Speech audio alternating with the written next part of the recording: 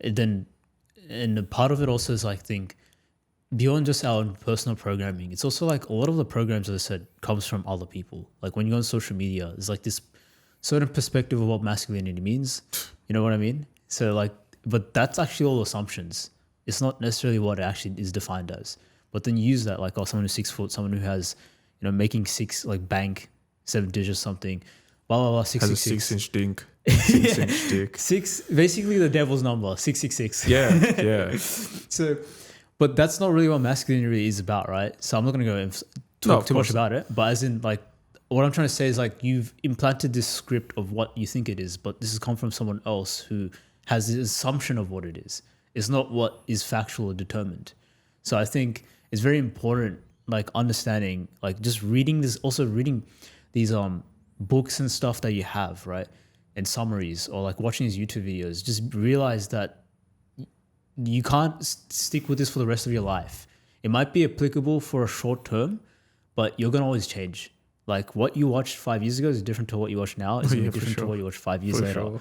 And I think that's very important to understand. Like this, just because this one guy says like I've lived like this for 5 years, probably is like a single guy who haven't had a family yet, who isn't even in a relationship, and you actually see most of them might be in that sort of frame, in that type of lifestyle. It's going to be completely different. You're going to have a completely different script when you have a family, because you want more stability, and that way your values are going to change. Because when you want stability, you can't take high growth type of opportunities because that involves risk, right? Because then that's going to compromise your family time, or if you value that. So it's like, and that's why I think something else that's very important to base what scripts and stuff I should install is, what are your 3 values? Like, what are your top 3 values?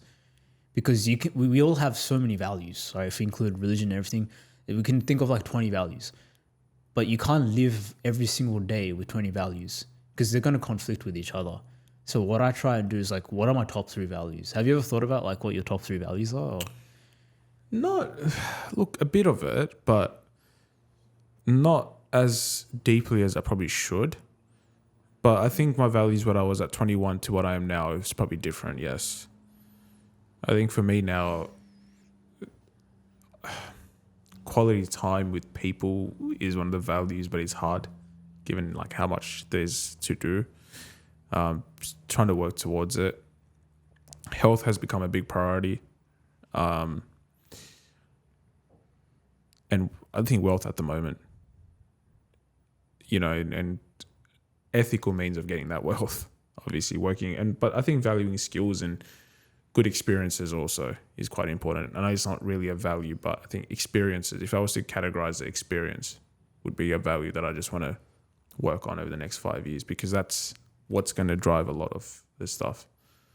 Yeah, right. I see. Like the way I sort of do my values is like, what values do I do every single day that I live by every single day? Because I had health and all that stuff, and I'm just thinking, yeah, it's true, but that I live by every day, I sort of changed it. And so my top 3 values are like, one of them is growth. Growth is very generic, but it can be, I'm living it each day, which is either, doing like podcasts as an example.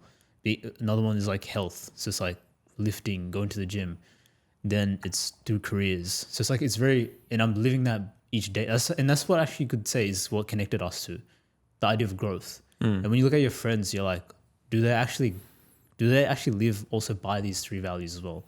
Or not even all 3, but like at least 2 of them. And then another one is like knowledge, because I have a huge pursuit for knowledge. So it's like every single thing that I do each day is always knowledge driven. And so that's something that I notice, and even some activities are inspired by it. And another one is like, the last one is more of like a sort of, I would say, personality type of thing, but it's like or emotion. It's like, it's called ebullience. What ebullience means is basically where it's like controlled enthusiasm.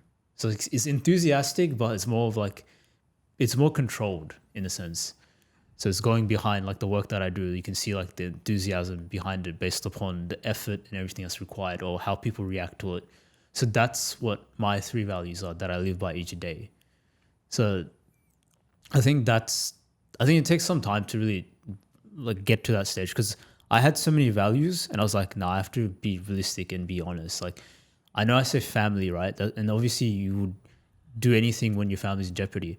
But do you really live by that every single day? Like, are you actually spending 2-3 hours a day with your family? Most people say no. So it's like, then your value isn't family. In that sense, it's going to be something else. So I was very critical about it. And now it's like everything that I do, I feel a lot like, even if it doesn't work out or failures happen, like I feel a lot, I would say I have more conviction in what I do. It doesn't really affect me with failures. And I think when you have like your values refined, when you have your mission statement and your vision, you have these all three things, like you just are unstoppable. I feel like the mission statement is something that I recently looked more into, and it's more of like the golden circle. I think you probably might have mentioned it by Simon Sinek, which is the what, how, why. And when you have that defined, and it's got to be generic, because the way I came across the idea of mission versus goal is that the mission is actually something that you actually never really achieve. You get close to, but you never really achieve it. And an example that I'll give you is like my mission statement is I exist to transform people's minds through distributing knowledge and wisdom and wealth to enable them to live more content and fulfilled lives. It's very generic. Like I can never completely fulfill that, if that makes sense. There's no number in it. So it's like, it's not achievable in that sense, but I can come close to realizing it, if that makes sense. Like I can't make the whole world, I can't transform the whole world, right? But I can still at least realize that. And there's nothing specific there. It doesn't have to be through coding. It doesn't have to be through podcasting, because it might change. My medium of how I distribute knowledge will probably change. So that's why it's like very generic. It's the what, how, why there. And I think that's so important, mission statement. It's a very critical way of thinking, but good on you for going that far and actually doing it, because I think 99% of people don't do that, so I think giving yourself a strong purpose and giving a reason as to why you're doing things and being comfortable in doing it is such a great thing, and I hope it helps you, and I think it is helping you. But your brain isn't as chaotic as a standard. Oh, not a standard. I would say you're less chaotic than I am. But in saying that, no, it's good. Like I think that's a really good way you put it, was listing things is one thing, living by it and doing them is another. To like summarize what you just said. Yeah, really well summarized. You've got to, saying it is one thing, but to consistently ask yourself, am I actually living by this day to day? I think a lot of people will struggle to answer that truthfully, and that's okay. I think that then shows you that maybe you need to reprioritize what's important to you, and that's the right approach. I think that's the way you should go on about it. There was something going back to growth, change, and talking about people's like common struggles. There's 8 billion people, right? Every single person will think a bit differently to how other people think. That's just the truth, right? Like everyone is unique in their own way. There was this thing Jordan Peterson said. He said, when conversing or debating someone, instead of thinking of a way, how do I win this? Or how do I be better than that person? Think of it as the other person knows something that you don't. And that'll change the way you actually start to converse and think about people. But then beyond that, that actually helps you grow. Because it's through common, like if we look at experiences in the past, it's experiences where there's been common failure in something, right? Businesses failing, then rising up, building back better. That's a reference point in each generation or each decade, let's say. So each person has done that. And so there's a proven example in that it's doable to pick yourself back up and rebuild. How is it being done? That's also shared wisdom. That's shared knowledge. How did I do it? Perseverance, resiliency, learning things along the way, implementing things, being better, embracing failure, not looking for short-term success, whatever it is, right? And so there's a lot of people out there that we don't have gone through the struggles and have been able to pick themselves back up. And just by speaking to them and being open to learning from that can actually be so powerful to how you view your life as well. Because I think we're so programmed to just be in ourselves, right? Like we're all, even if you walk through the city, like everyone is in their own bubble. Everyone's in their own little lane, just walking. Like no one pays attention to what other people are doing. No one really cares. No one has the time. Everyone's got something in their mind. Everyone's going through something. Whether it's a bad phone call with your partner, or whether it's you've butchered that meeting with an executive, or whether you don't have the outcome. Or some people might be on the opposite. Oh, that meeting with the board meeting went really well. We got what we wanted. But people don't. Nothing is shared. It's just in yourself, and you're just on your thing. So, but once you get people to open up, there is that connectivity, and that's what we've evolved to do. But it goes back to like what Peterson said is be open when conversing or debating, be open to learn something that person may know that you don't. It's like having that humility to learn, basically. 100%. And I think that is also like another limiting, like on the opposite end, like the limiting belief of being wrong.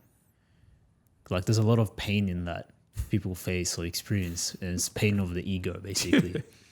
And this is like another limit. I'd say it's like a malfunction in your script, because it happens, right? Where it's like you fear being wrong or being told you're wrong. And you have like this defensive mechanism where you do anything, where you do personal attacks to defend what you think is right of your opinion. And it's just a you could say an automatic script of the ego, because the ego exists to actually protect you, and it tries to come out in those types of situations. And you see like people do like personal attacks. They try and use past or something which is from 5-10 years ago, which is not even probably evident or has no facts behind it or anything, to just prove their point. And I think you have to let go of that, as you say. Like you have to be able to let go of that to really learn and grow. And it's like, how I said, like it's either you choose emotion or you choose growth. It's like in that scenario, you're just choosing emotion because you just want to feel like you're validated. You're choosing the emotion of feeling like you're right and getting like some dopamine, which lasts for 2 seconds, as opposed to like the potential growth, which will actually become more valuable later on. So I think that's something so important. And also in a way, it constrains you, because then you will always hold back from asking questions, from learning, because of the fear of being wrong. And it can happen, like I think the thing is, as you said, you get like something called the spotlight effect. And I actually experienced this a lot, like being a child. When you are like a child, especially when you're when you're the second or third child, you get a lot of attention and you get like, a lot of compliments. And then you get like thrown in the spotlight where you think everyone is always watching you all the time. And I remember it was quite vivid through high school in some sense, where everyone would think I'm like this type of person, right? And I'll try and maintain that image. And then it just makes you insecure in some ways, because when you make a mistake, now it's like everyone is watching it. And it's like amplified by 1,000. It's not just you who sees it, but everyone else. And that makes you sort of anxious. But then I came to realize like everyone is in their own spotlight. Like in the sense that when you go to the gym, the first thought that comes to your mind is like, oh, these guys are watching me and it looks embarrassing. But everyone's in their own spotlight worrying about themselves. I know. Yeah. Exactly what 100%. You're saying. Their own problems, their own mistakes, their own things. So it's like when you just let go of that and just think like, oh, we're all in the spotlight dancing in the dance floor or something. No one's watching each other. Everyone's focusing on themselves, having a good time. 100%.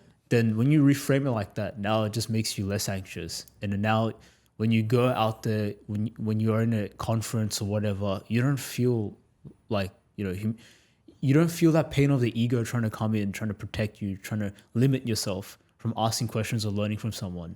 Because as you said, they might have something that you don't. And you're okay with that. And getting yourself out of that spotlight thinking that you're the main character, like you're the main character in this entire room, and letting go of that, I think, is very important. And I think I don't know if it was you or someone else said that if you're the smartest person in the room, then you're in the wrong room.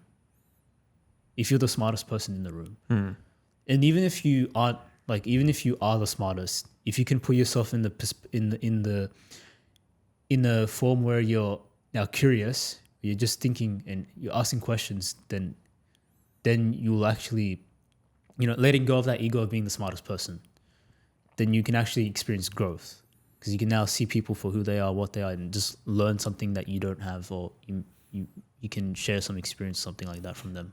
Yeah, and I think it also goes to the point that you have something to offer to other people as well. You may not be the smartest person, but you're a unique person that has your own experiences, your own views, your own opinions, your own facts. What how you view things might be different, and you can offer that perspective to other people. That's what makes things more interesting, is being able to disagree, but being able to understand that, there is disagreement, but it's different perspective. So how can I learn from that? Or how can that person learn from me? But in order to have that civil discourse and have that conversation, you need two people that are open to learning. I think that's where some of the best debates about things are when both people are open to learning about the respective topic, how they view that topic or how that person views a topic. That's where the most learning comes from. Because it identifies gaps in how you're thinking, identifies strengths in their thinking, but vice versa. So it just highlights the strengths and weaknesses at every point. How do you address that? Well, you've got to have these open conversations that allows you to deal with the strengths and allow you to deal with the weaknesses as well. So, yeah, I think the idea of the spotlight effect, you're right. Everyone is in their own little bubble. Like, even at the gym, like you see it, everyone's just got the headphones in, earphones, just doing their own thing. If there's people working out together, like, everyone's closed off. And I think that's the place where people just want to be alone at times, or there's no reason. Sometimes people, if you start a conversation that goes for 45 minutes, that's your workout gone, So it's happened many times, and so I try to avoid early mornings to avoid you. Yeah, that's... I'm joking. No, I don't do that. I don't even wake up. I can't even wake up at the times you wake up, to be honest. You're a fucking psychopath, to be honest. But who's going to carry the boats? No. I got that alarm, bro. Oh, God damn it. Goggins. No, I think it exposes a lot of gaps in the way we live as well. I think there's nothing interesting, there's nothing more boring than living a one-dimensional life thinking you're right about everything and not open to learning. Yeah, and also conforming to everything just so that you're afraid of being wrong, right?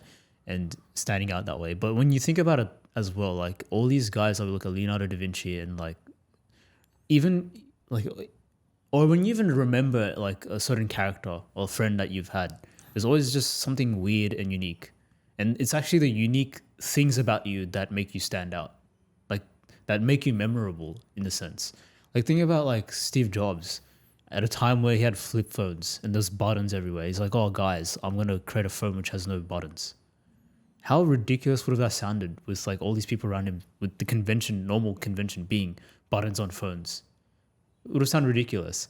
Or instead of having MP3 players, he's going to have instead of having these huge, radio players or something, going to create a small little device which has can store These data. are those CD players. You put the CD and then you put the headphones in. Yeah, it's a big thing you got to carry around. Exactly. And now he just thought about something that's portable and small, which is a device that you can carry around and you can use it whilst you're running. The iPad Nano. Yeah, iPad Nano.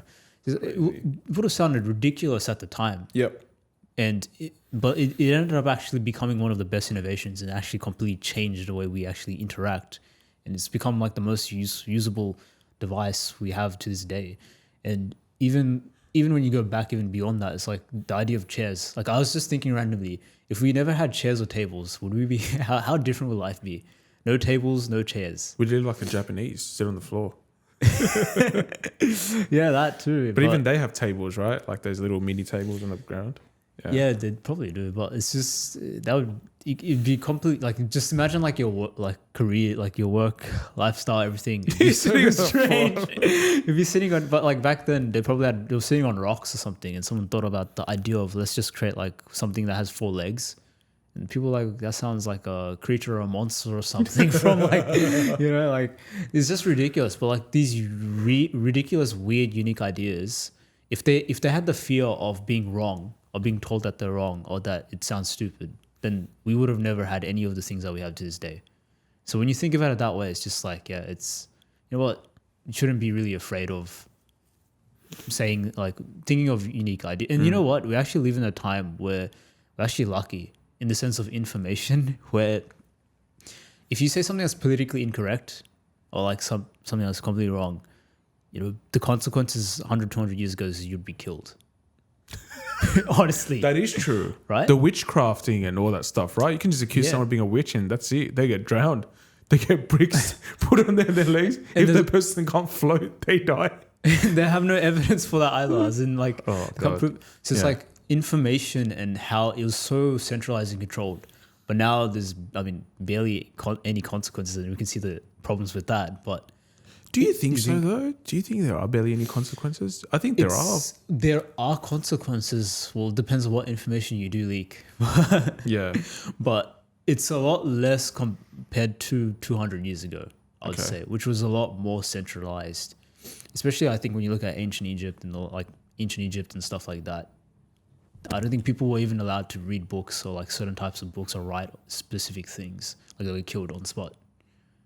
They had to go by what the king would say.